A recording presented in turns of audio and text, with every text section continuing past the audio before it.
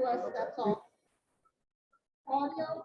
Yeah. So Dan, you know when this is theirs and there's audio on it. Yep. What's the name of skipping over? Well, we have to still put the button. We click the button. Good afternoon, everyone. Hang on. Everyone here in the Bounce Innovation Hub and all of you who are online via Zoom.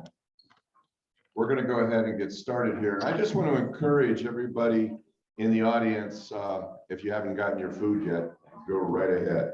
Are we looking for another mic? No, check service.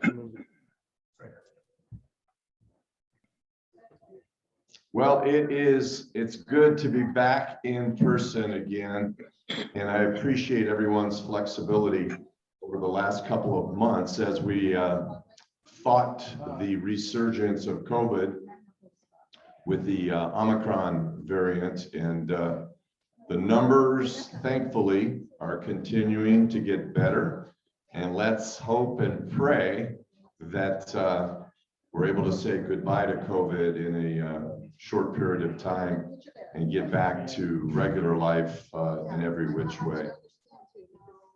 Is Jack Herrig on? Because I would like to invite Jack Herrig to open us in our invocation after I officially ring the bell. So welcome. Today is Tuesday. It is February the 15th, and welcome to the Akron Rotary Club. So Jack, if you're there, we'd love to have you lead us in the invocation. We can do that. Good afternoon, everybody. Let's just take a moment to pause, quiet our hearts, and join me in a time of reflection on what it means to be a Rotarian. I believe I'm muted. Oh, you're good, Jack.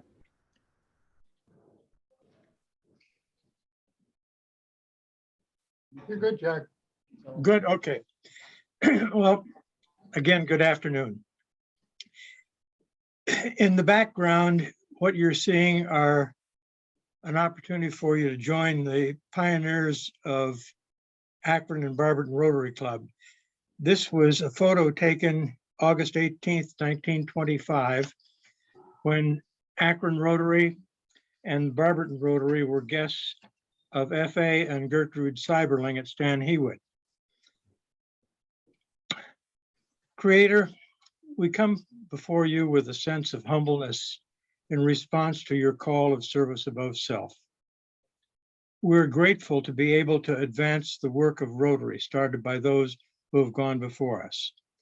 They provided us with the gift of the Akron Rotary Camp for children with special needs. We're grateful for the volunteers and community supporters who have made the Chili Open a success that no child will ever be turned away for needed funds. We're grateful also for the Akron Rotary Foundation, the Rotary International Foundation, that allows us to be part of providing water for families we will never see, to educating the girl child in a country we know little about, and to offer a chance for someone in a faraway place to start a business that provides employment and advances our mission of vocational service. Our hearts are grateful that you have chosen us to serve. Thank you for bringing Sandy Naragon into our lives and to share about the good work of the foundation. Amen. Amen. Thank you, Jack, and thank you for sharing that picture with us. It's hard to believe 1925 is 97 years ago. Amazing, amazing. At this time, if you would join me, I'm going to lead us in our Pledge of Allegiance. I pledge allegiance to the flag of the United States of America and to the republic for which it stands, one nation under God, indivisible, with liberty and justice for all. And now, too, if you would join me in our four-way test.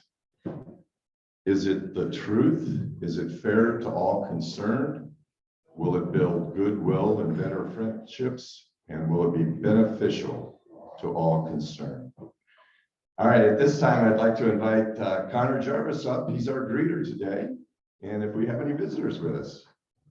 Oh, you want, I'll take this one. That Okay. way you got yours. Don? All right, thank you, Dan. To my knowledge, I believe we just have one guest with us today, if I'm wrong, at least here presently. Mike Valerino with Sandy Naragon and part of the presentation today. So thank you so much for being here. It's great to have you at our first meeting back in several weeks. And then am I missing anyone else either here or online? I don't believe as an actual guest, but if I am, please let me know. All right, I think that's it, Steve. But Mike, thank you for being here. All right, thank you, Connor. It's good to see Miss Julie Brandel in the house. You've been traveling here, there, and everywhere. She is our district governor nominee. And once again, we are so blessed in this club to have a wealth of leadership.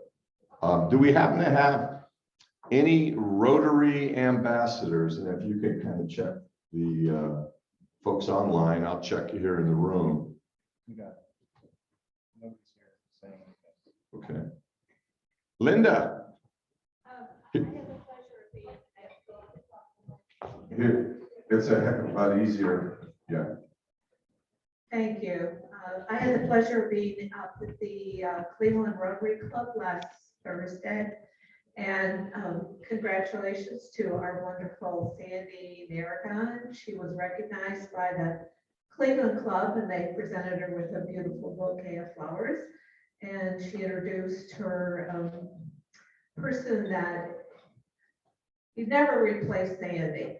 So that is succeeding her. So congratulations to Sandy, and we're so proud of you. And it's good to see you in live. So thank you so much. Thank you, Linda.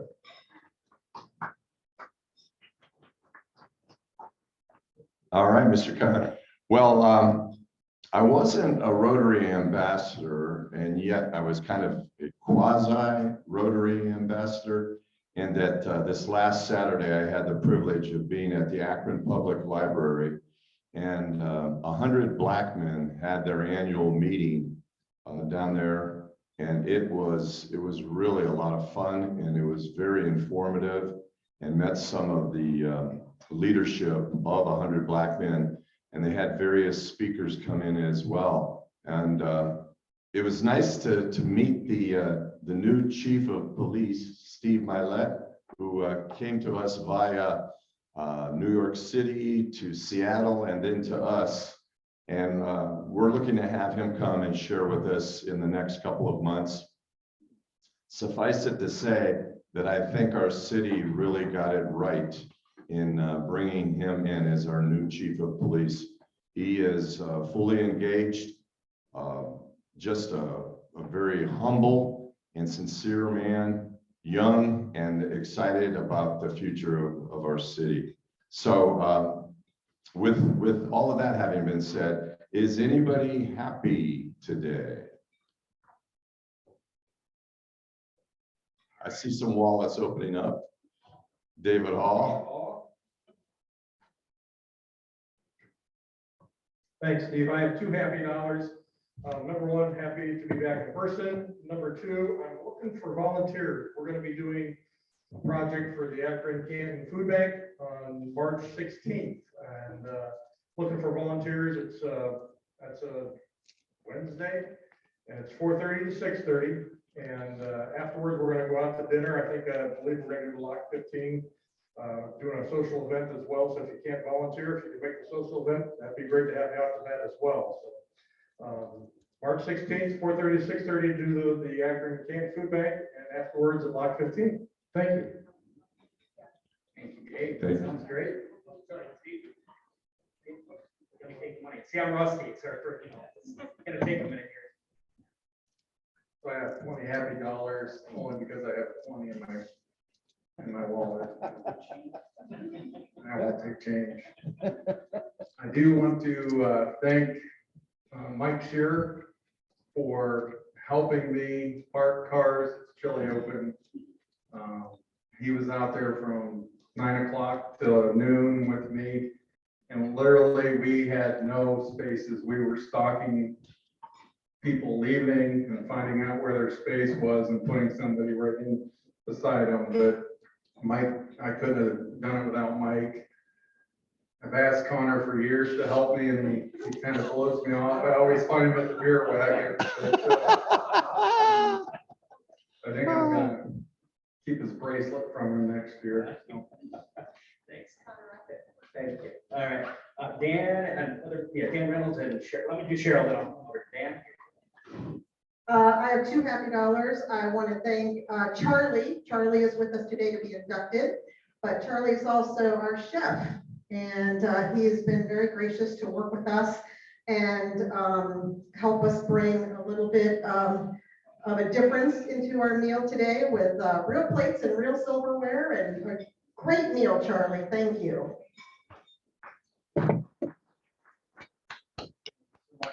Dan Reynolds and Cheryl.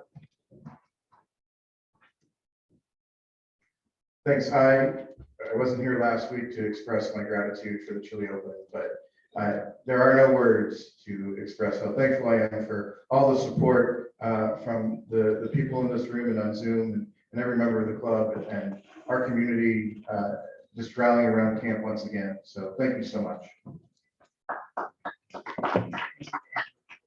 I just pulled a 10 out of my wallet, and this is in front of all of you as my witness, my pledge to Dan Riemenschneider that I will be helping with parking next year. He gets on me.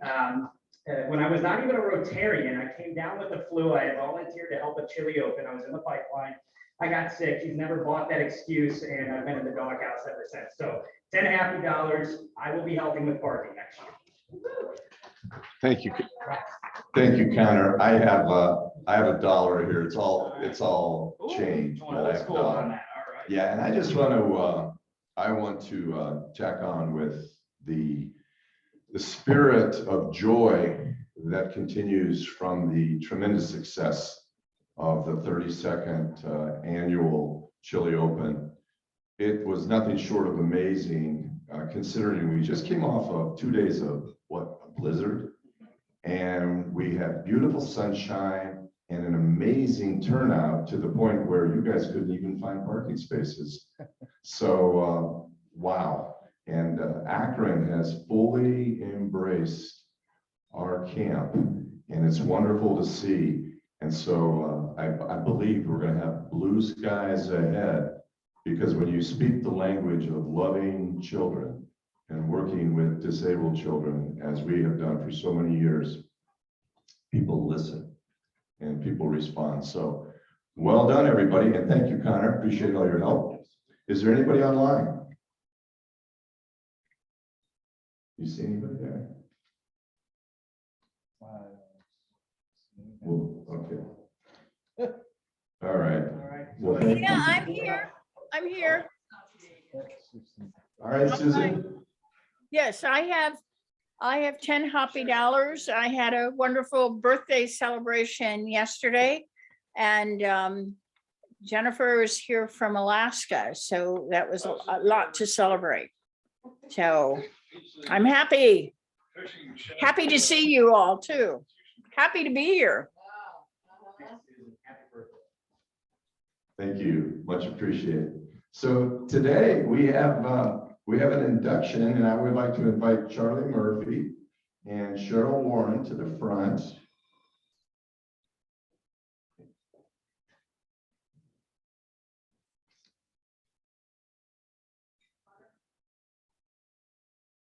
Would you like to come up on the stage, or what's easiest? So you can stand in front, whatever you would like. Come on up.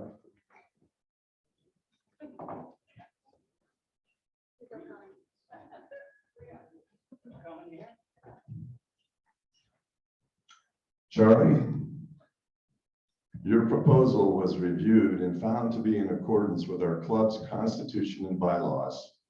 And the foundation of Rotary is service.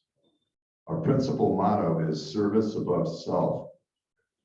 And it's the goal of this club and Rotary clubs worldwide to encourage and to foster this ideal.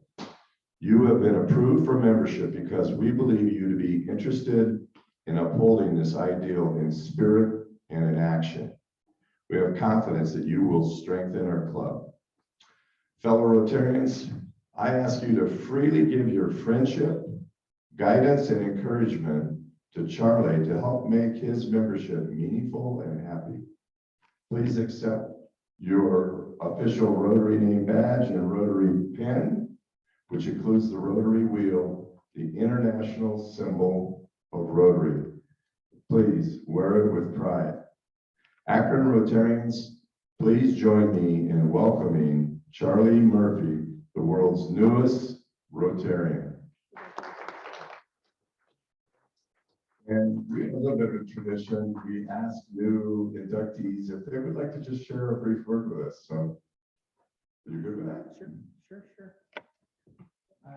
Just want to introduce myself for a minute.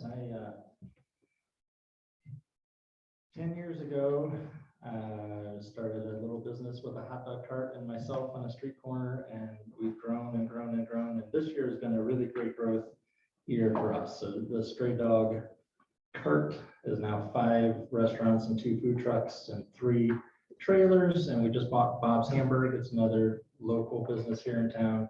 But what I really want to say is I'm super happy to be here, part of your group. I didn't know about the Rotary Club's mission. Obviously, I've heard of them many, many times through the years. And we sent some of our, we have a group home for handicapped fellas. We sent them to Akron Rotary Camp, which was a great experience. Last summer, I spent some time with them there, but didn't really know the heart of Rotary until we both crossed paths here at the Pounce Innovation Hub. So super happy to be part of it, and really enjoy what you do, even though I didn't know it until recently. Thank you.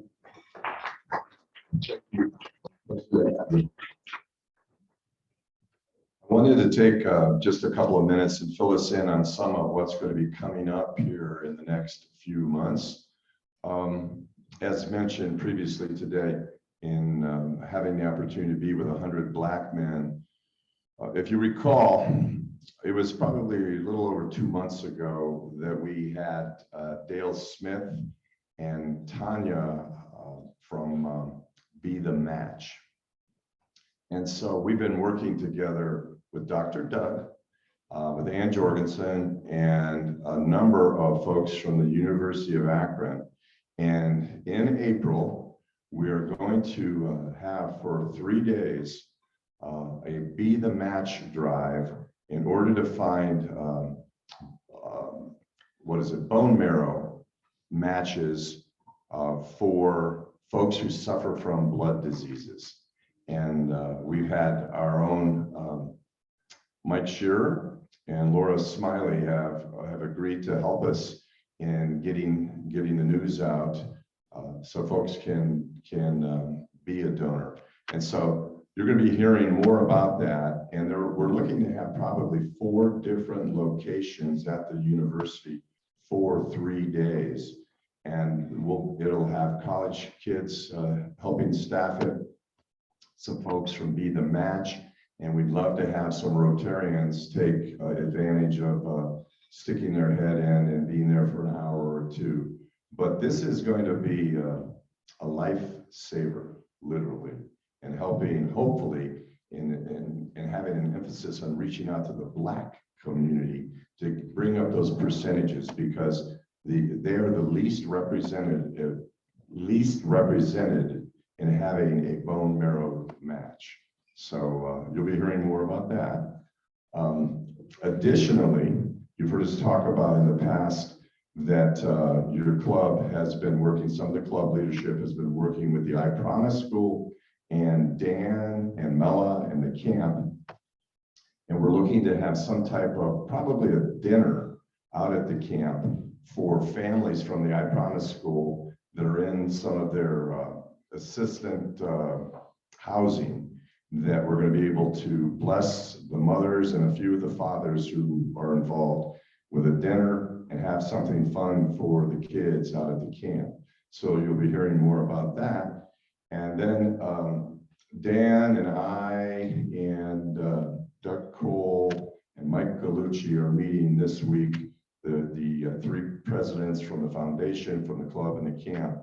And you've heard us just mention briefly in the past about the three boards of each of those legs of the stool, as it were, coming together to have some time where we can even enhance the growing relationship and the communication between all of us.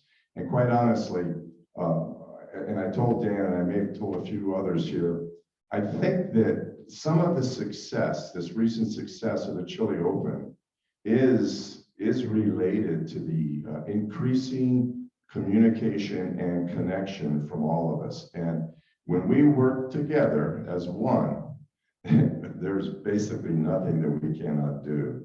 So you'll be hearing more about that as well. But thankfully, we're coming into the spring and it's one day closer. I think it's something like 34 days away.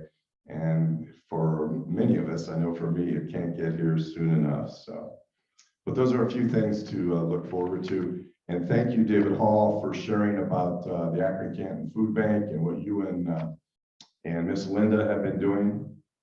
And that's a lot of fun. If you've never been, I really want to encourage you to come out and be involved. It's only a couple hours of loading up and distributing some food.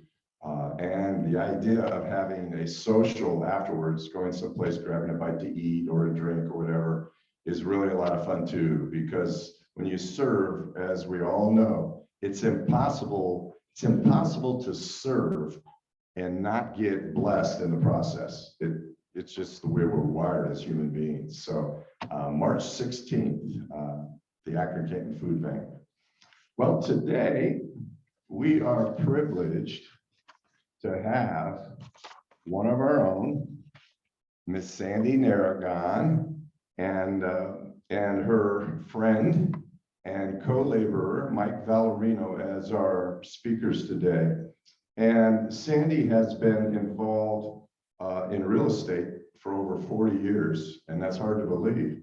You must have started as a child, Miss Sandy. But Sandy is going to be leaving the position that she has served as the CEO with the Akron Cleveland Association of Realtors. And she's managed a staff of 12, and her primary responsibilities there have included leadership development, diversity and inclusion, finance, member outreach, strategic planning, and governance. And so after all of these wonderful years of service, she is now going to be passing the baton to Mr. Mike Valerino. And Mike has actually served alongside of her. He's been Chief Operating Officer, and they both have a number of designations, and I'm not going to get into all those designations, but you'll be able to share with us anything you would like to at this point. But Sandy, as you know, if you need anything done and you need it done well, she's always there to lend a helping hand. And having had the opportunity to get to know her over the last 7 years, I think one of her greatest character traits is humility. So we appreciate you, Sandy, and you're a real blessing to us. And we'd like to invite you and Mike to come up and to share with us at this time.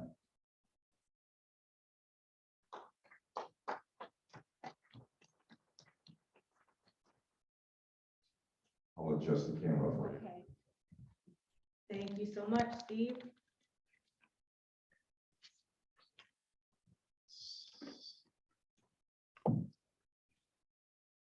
Well, hello, everyone. I want to thank Katie Miller for asking me to speak today. She asked me if I would share some of my thoughts about serving for the Akron Cleveland Association of Realtors for the past 8 years.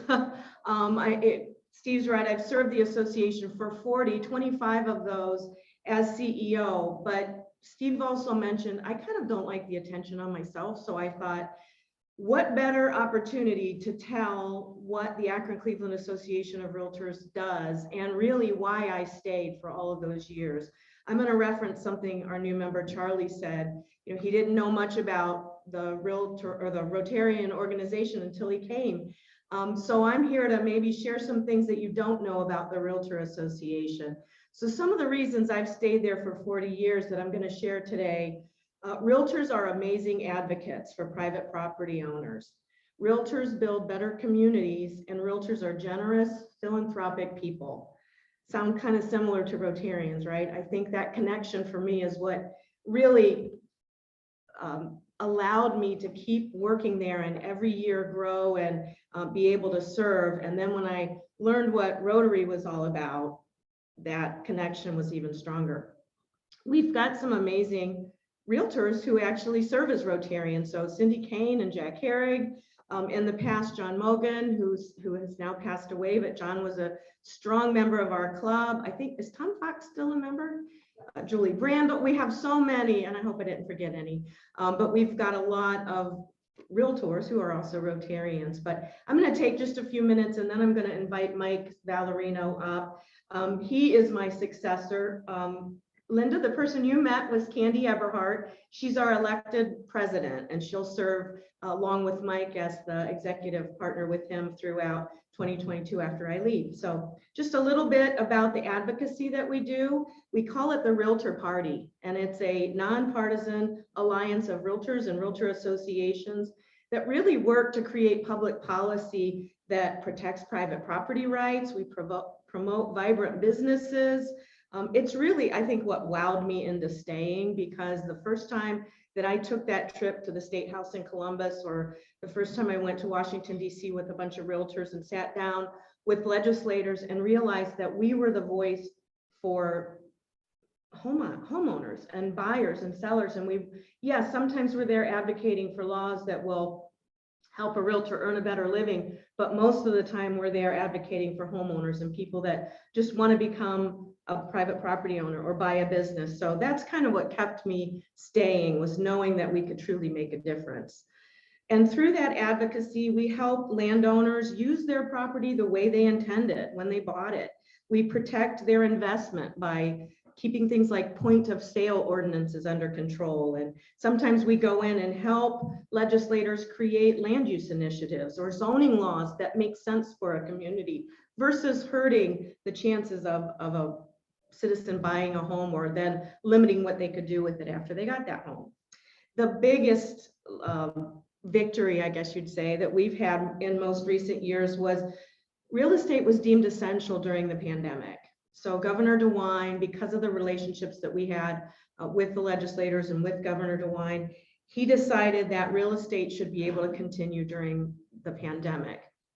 And I know we've been a very, very responsible club and did the right things, but there were some businesses that needed to continue during the pandemic. And one of our, I guess it was our president last year, said, you know, life didn't stop. As you all know, life didn't stop because of COVID. And all the reasons why people move didn't go away. Job transfers, new babies, divorces, marriages, parents moving into assisted living, all of the thing that makes up our lives didn't stop because of COVID. And luckily, real estate didn't stop either. And so the social and economic impact in those states where real estate wasn't allowed, wasn't deemed essential, were devastating. So we were very, very proud of that.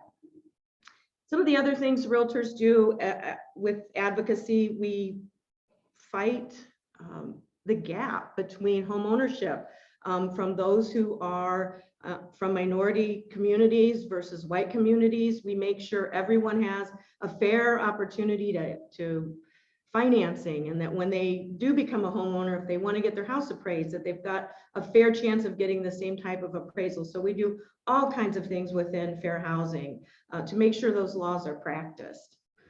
The way we do this is through grassroots, boots on the ground. You know, I mentioned us going to Columbus and DC. You know, that's how we get things done. We're there and we're talking. We do fundraising, candidate interviews, and relationship building.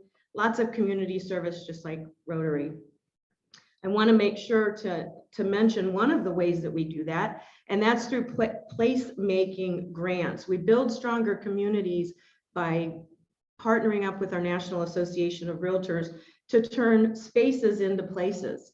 So if you're out there, maybe I know one of our members is very active in improving the Kenmore area, but if you are in an area within your community and you want to turn a space into a place, and that might be a vacant lot in your neighborhood that you want to turn into a welcoming neighborhood amenity, you want to make a pocket park or a community garden or an all abilities playground, you can apply for our placemaking grant. It's up to $5,000.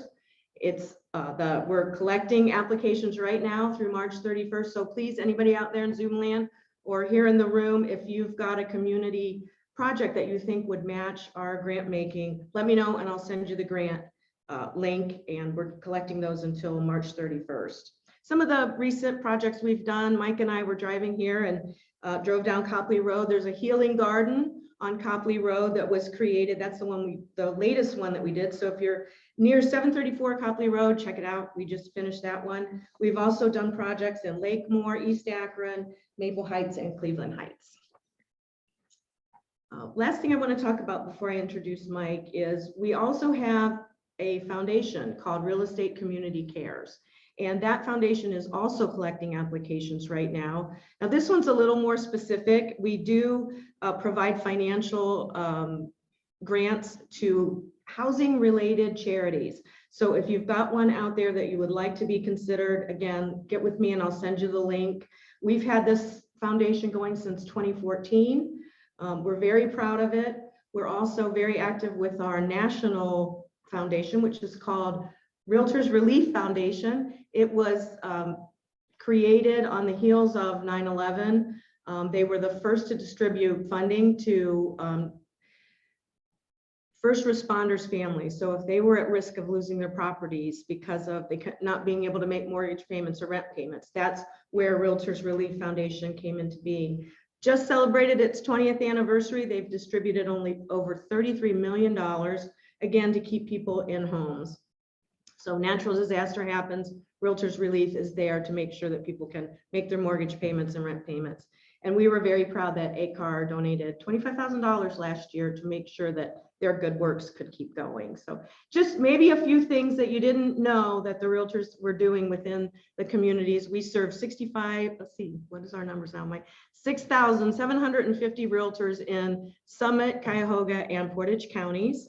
One of the main objectives that we've had the last couple years, like Rotary, and Steve, you mentioned the 100 Black Men and all of the ways that we're trying to bring DE&I into Rotary. And that's what I asked Mike to touch on. So he is our COO. I am going to give more of his bio because I'm introducing you to him. And I want to make sure that you know him. He's been my executive partner the last 8 years since ACAR's existed. Proud to call him a friend. I'll tell you a little bit about him before he comes up and just gives an overview of our DEI efforts. So Mike's our COO. He will be CEO starting April 1st of 2022. He's worked for realtors in Northeast Ohio for over 20 years. In his current role, he's responsible for developing, implementing, and managing the operational and program aspects of our annual budget. He's also partners with me, the CEO, to have overall operational responsibility for our organization. Mike serves on several committees at the Ohio Realtors and National Association of Realtors. I do want to mention, Steve mentioned his designations. Mike is a CAE, which is Certified Association Executive. It's the most prestigious designation you can get for folks who do what we do. I'm very proud of him. He also has the RCE designation. He was awarded the Leaders. It's the AE Leaders of Tomorrow Young Professional Award from our National Association in 2017. In his speech, he made me cry. He likes to make me cry. Mike is married. He has 4 children and a boxer named Penny. He enjoys coaching sports, maybe making good barbecue, and playing bad golf. So I'm going to invite Mike up now to talk to you about what Akron Cleveland Realtors has done most recently with our DEI.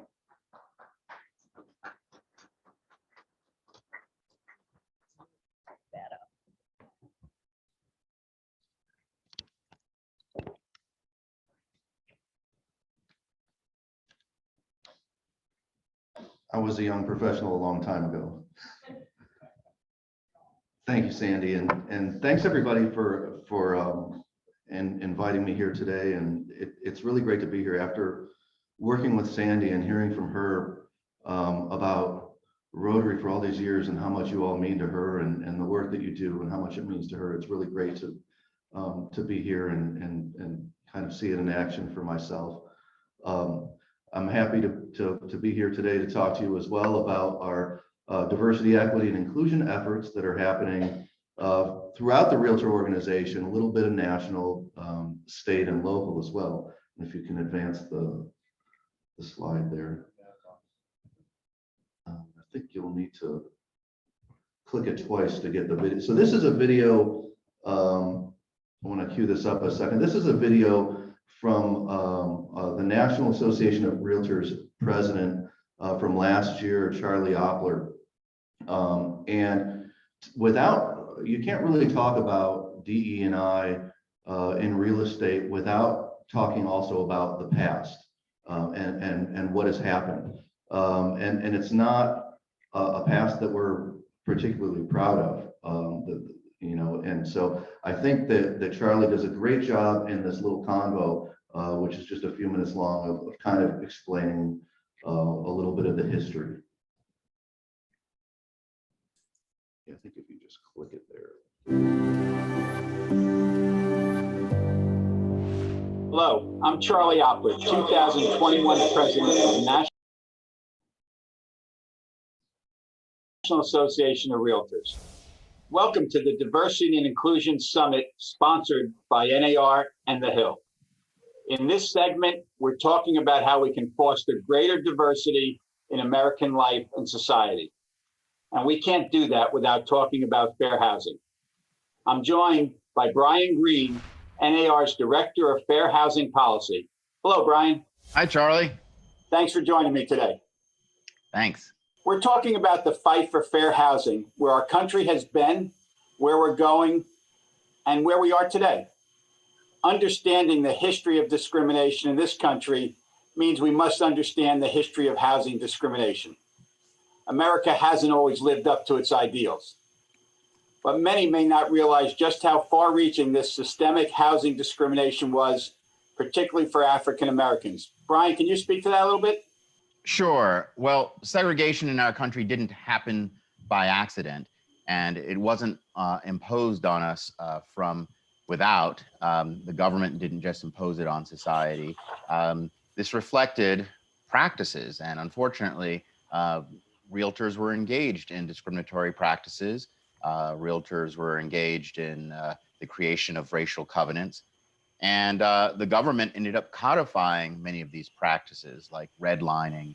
And then, of course, we all know blockbusting harmed communities. And so it's a tough history. The realtors excluded members based on race and sex.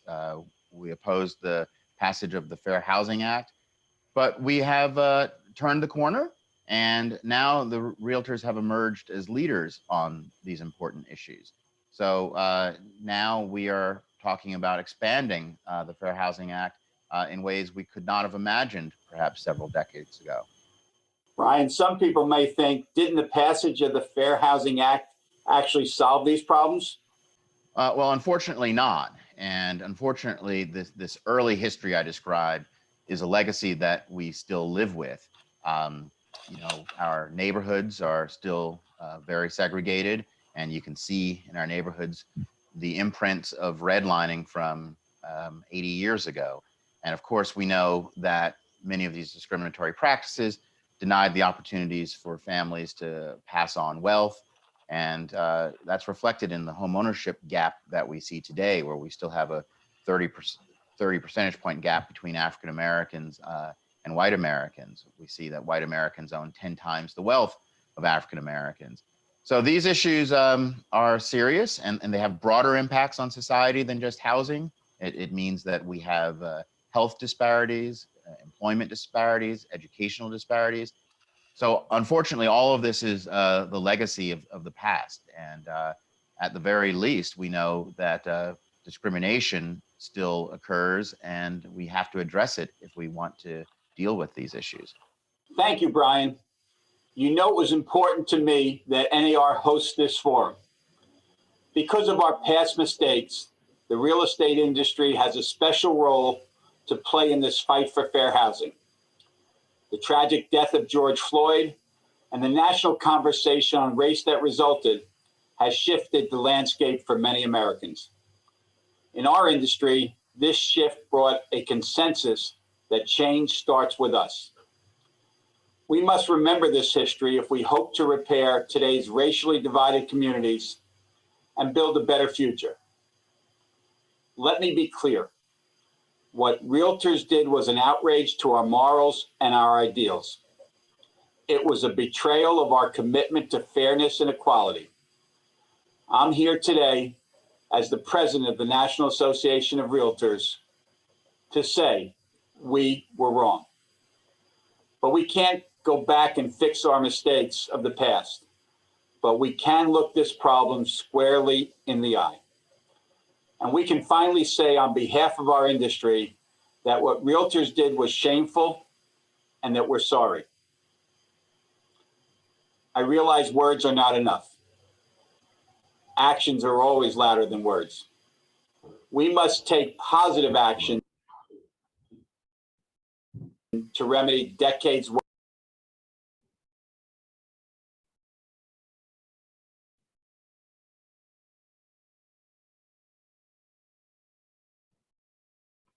of inequality. Brian, NAR is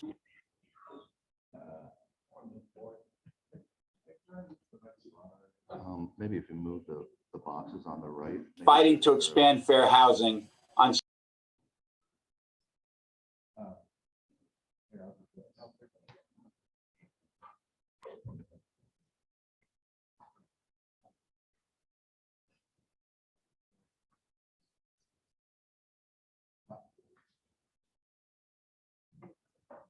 There we go. So that very public apology that happened last year was a really big deal for the real estate industry, for realtors, and it's something that really permeated throughout all of our organizations, from the national down to all the states and locals, and all of us really took it upon ourselves to really have a new direction as far as some of the innovation that was going on in the areas of DE&I and placing it at a higher performance or a higher level. In terms of ACAR, for our strategic plan, we have 4 main priorities, and DE&I is one of our top priorities for our organization. And this is at the national level. They created this fair housing simulator, which is really cool, and it's a training for members that they can go through where they actually buy and sell housing in this fictitious community of Fairhaven, and they encounter discrimination throughout this role-playing scenario and are able to deal with it accordingly. And it's actually won awards in the way of real estate technology and innovation. Move on to the next slide.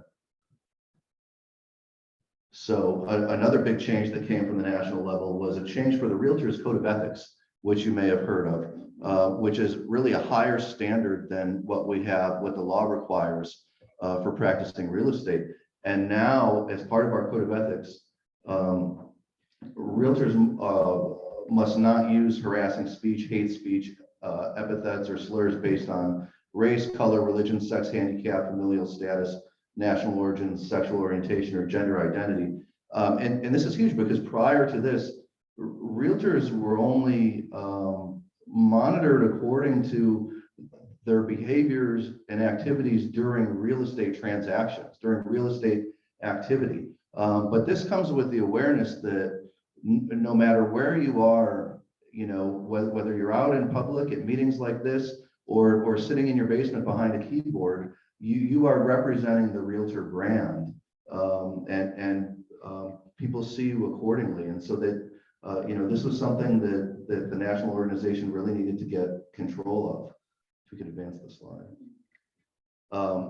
We also have something called core standards, which is requirements that all the realtor associations have to abide by. And now there wasn't anything prior that had to do with DE&I that realtor associations needed to do. And now there is. And this is all recent within the last year.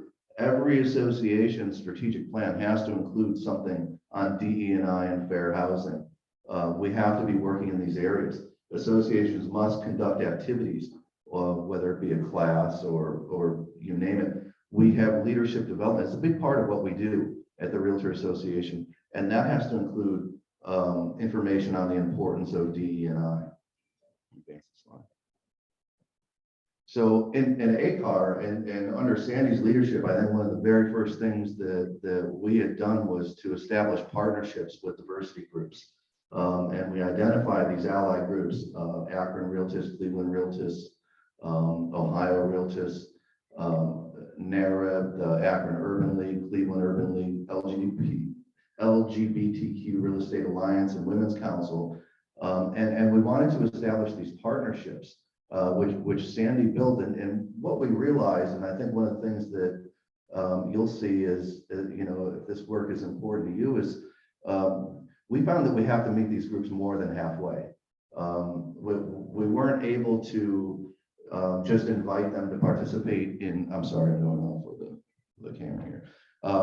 We weren't able to just invite them into what we're doing, but we had to meet them halfway and go participate in the functions and events and things that they have going on in their organizations, and really build that relationship.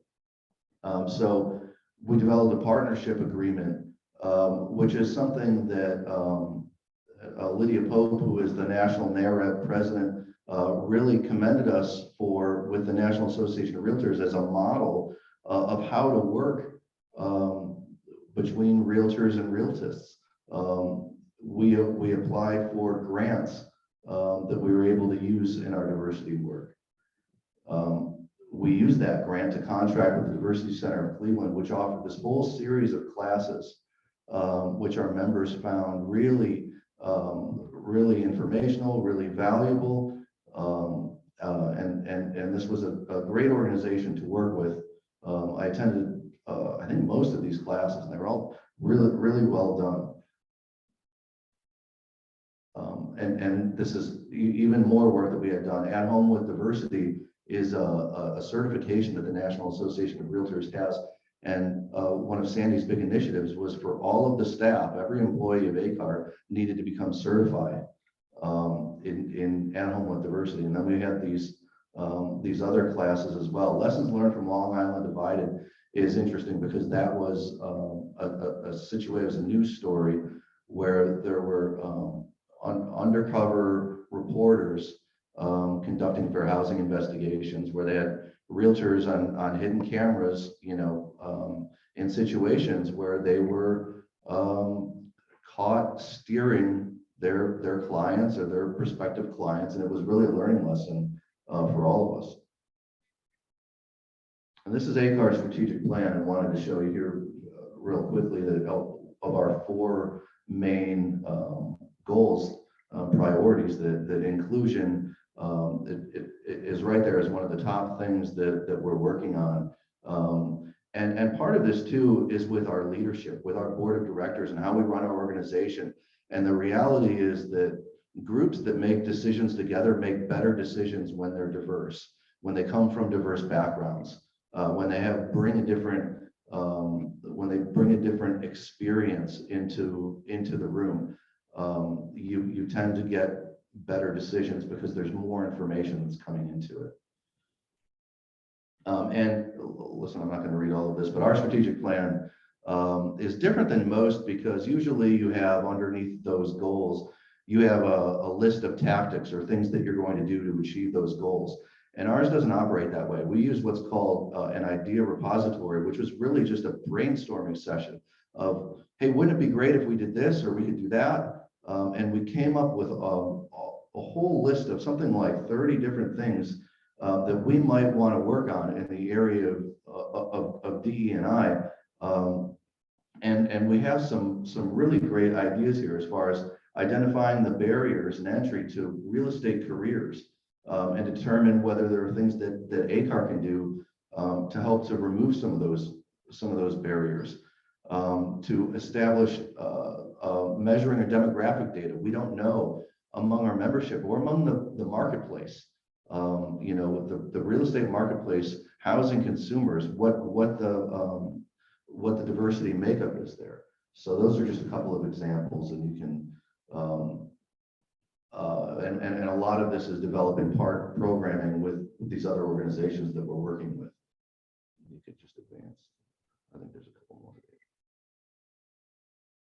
And so the last slide here is our Home for All, which is really kind of the public facing. This is we're trying to create a social movement, and this is our hashtag that we use, Home for All, that we put on all of the work that we do, all of the lobbying work that Sandy was talking about, all of the work out in the community, the work that we do when it comes to fair housing, because as an organization, we're all about making sure that anybody who has the means to purchase a home, to become a homeowner, should be able to have the same access and opportunity to do so as everybody else. And so that's really what Home for All is about. It's something we're very proud of, and it's something that really kind of encompasses all of this work that we're doing in the area of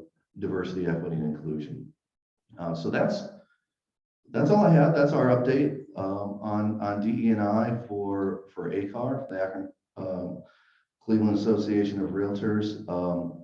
Want to thank Sandy and thank all of you for having us here today. And with that, if there's any questions, I'm happy to take questions. I'm sure Sandy has. In the Okay. chat, if you could restate it into the mic, but can you explain the difference between realtors and realtists? Can you explain the difference between realtors and realtists? And the difference is in the organization that you belong to, where your membership holds. These are real estate licensees, but a realtor is a member of the National Association of Realtors, and a realtist is a member of the National Association of Real Estate Brokers. Sandy, did you have something to add to that? Hi, everyone. I just wanted to add to the difference between realtors and realtists, because you heard Charlie Ockler mention that our history isn't always one that we're proud of. And so the National Association of Real Estate Brokers had to be created by African American, by Black real estate professionals, because they weren't allowed to be members of the National Association of Realtors. So the NARAB, as it's called, was created in 1947. Now it's integrated as the National Association of Realtors, but that's why it was created. It's also the reason why the Women's Council of Realtors exists. Women were not allowed to be realtors either. They now make up 54% of all real estate professionals in the nation. So. And one of the questions we get sometimes is, well, why do these organizations need to exist if they can just join the National Association of Realtors now? And well, because they have their own goals and objectives and missions and things that they're working on. And so we really try to partner with these groups as much as we can.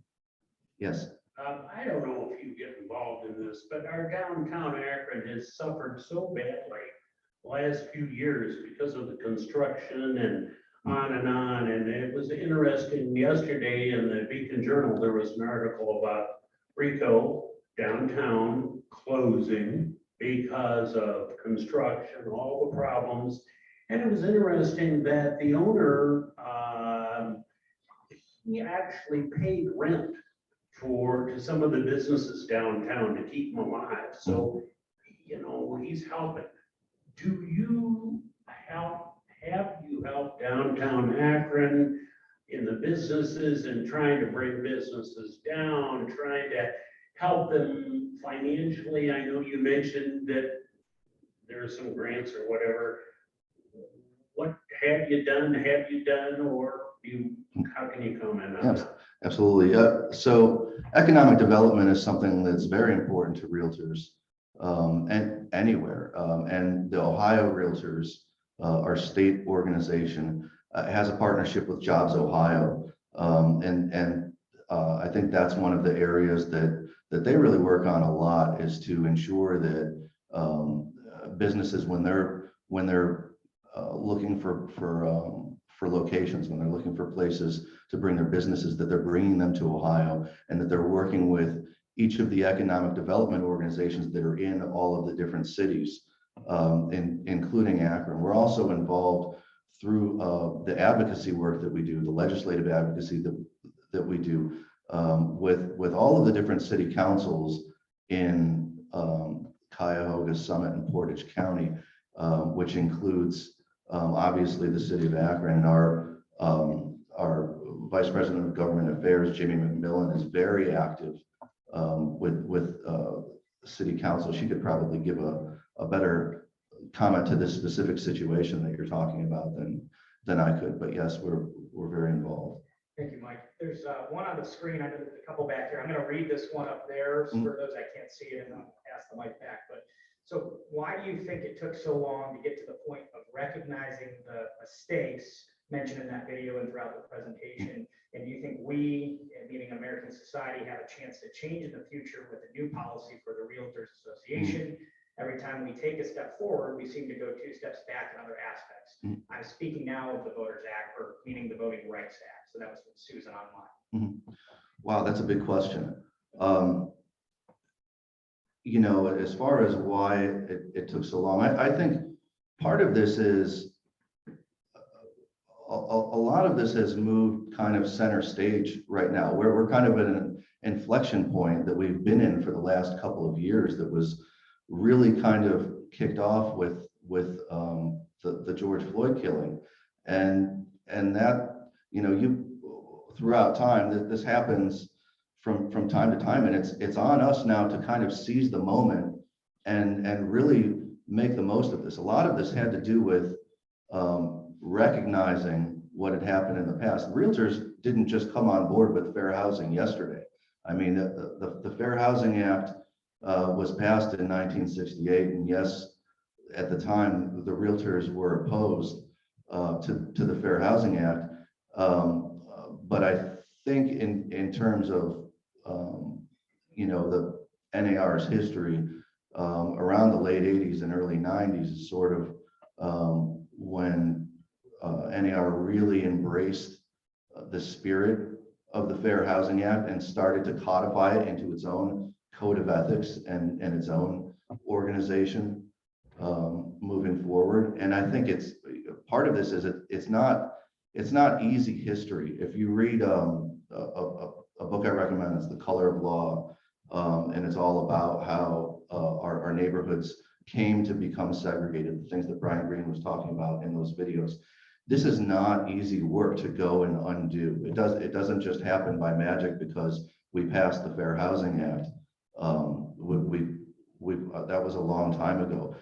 It's going to come with very intentional work all around the country, by realtors, by banks, by governments, by all of the groups that really helped to create the problem in the first place.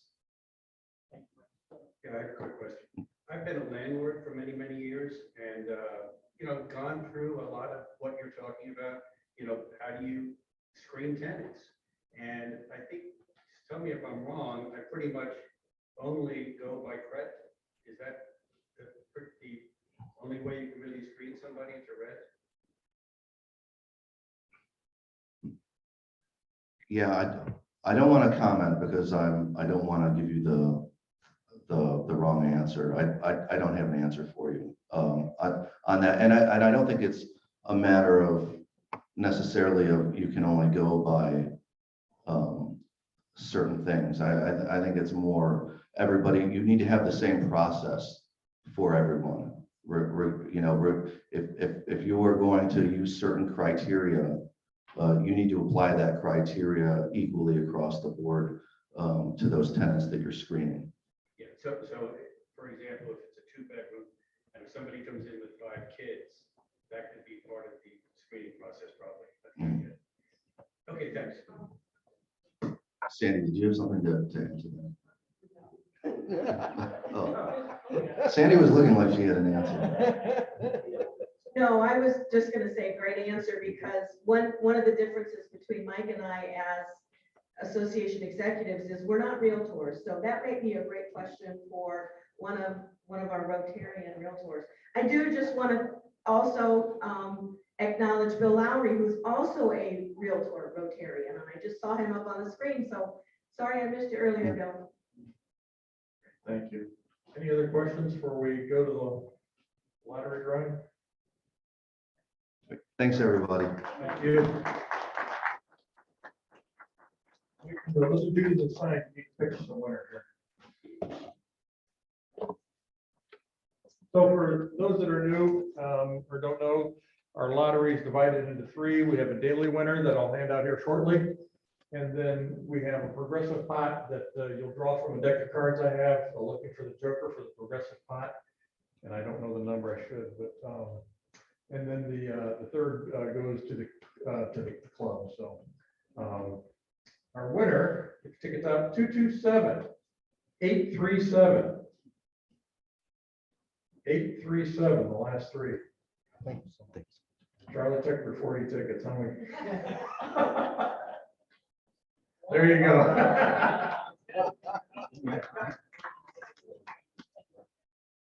Okay, Charlie. I have your daily winnings, and then you're gonna pick a card here from the deck looking for the joker. Take a look. What do you got? 5 of spades. You get to keep that. That's your prize. All right, thank you. And thank you, Sandy and Michael. We really appreciate you coming and sharing with us today. And, you know, God bless your national, chief executive officer for taking the low road of humility and acknowledging the existing problem. And, we're living in a day where there's a significant amount of transformation that's taking place. And it's going to require on all of our parts traveling in humility to receive this new emerging world that makes room for everybody. And I really appreciate him doing that. And the bottom line too is we don't need to get involved in any type of a blame game, but if we walk in humility, we've got a very promising future ahead of us. So thank you both for coming. And it's been a great day. And at this time, I'm just going to close our meeting officially. God bless you all. Have a great week.